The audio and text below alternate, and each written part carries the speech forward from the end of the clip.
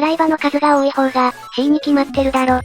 やっほやっほ、開始0秒で納金理論を展開するイヤホンレビュー。今回紹介するのは、TRN の VX Pro。プライムセール終了後に、なぜか国内の中華イヤホン在庫がここ最近の最安価格になるものが多くなっていて、その中でも、夢の旧ドライバー、1万円以下、全金属のハウジング、さらには、VX Pro 以前と VX Pro 以降で大きくマルチドライバーの出来を変えてしまった、低価格、旧ドライバー。そんな大看板を抜きにしても、トップクラスにおすすめするイヤホンが、VX Pro だ。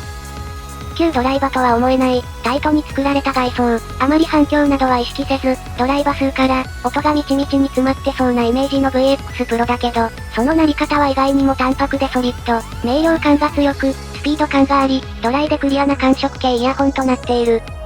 この感触に全体を寄せる音色は、TRN が初めて採用したカーボンナノチューブ振動板によるところが大きい。それでいて、20磁気回路ドライバーを採用することで低音域の量感も十分に獲得していて、さらにはドライバーの数によって、高音域から中音域あたりに発生しやすい刺さるような音色も克服し、大量のドライバーを並べるところによって、特定の音が強く聞こえる、というより、全体の音が明瞭で、かつどこも盛り上がりすぎないバランスだ。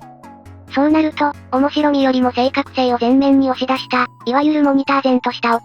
と思うかもしれない。いや、特定の音が盛り上がらないだけで、全体としてはかなりシャープで特徴的な音だったりするんだな。でもって、先ほども説明した通り、このイヤホンはハイブリッド型かつ、低音域に 10mm、20磁気のダイナミックドライバーを採用しているので、低音域からサブベースあたりはしっかりと力強い鳴り方をする。それでいて、同社、他社ともに、低価格モデルのハイブリッド型ではこの VX Pro が珍しい採用例となる、カーボンナノチューブ振動板を組み合わせることによって、パワフルさだけが前面に出るんじゃなくて、サブベースなどはしっかり鳴りながら、全体をシャープな印象にしたまま仕上がってくる。ここら辺のまとまりが、VX Pro がライバルと異なるところだな。ちなみに、よりパワー系だったり、より抜けの良い音が欲しければ、前者は ZAS や C16、後者は ZAX なんかが存在する。一口に低価格超マルチドライバーといっても、意外にも性格が異なるものなので、このタイミング触ってみるのもいいかもしれないぞ。それから、尾ケーブルはぜひバランス接続の銀メッキ線あたりをおすすめしたい。温かい印象にしようとして純銅ケーブルなんかを選択すると、このイヤホンが持つ輪郭の引き立ちなんかが失われちゃう場合がある。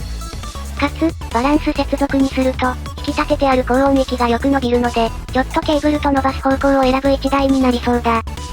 それから、本体カラーなんだけど、色付きのものをおすすめする。銀色の表面仕上げは綺麗なんだけど、取り扱いが繊細になるので、せっかくなのでガツガツ使えるネイビーか黒をおすすめするぞ。そんなわけで、低価格機未踏の旧ドライバーかつ、ソリッドな音色、興味があったら今がチャンスだぞ。といったところで今回はここまで。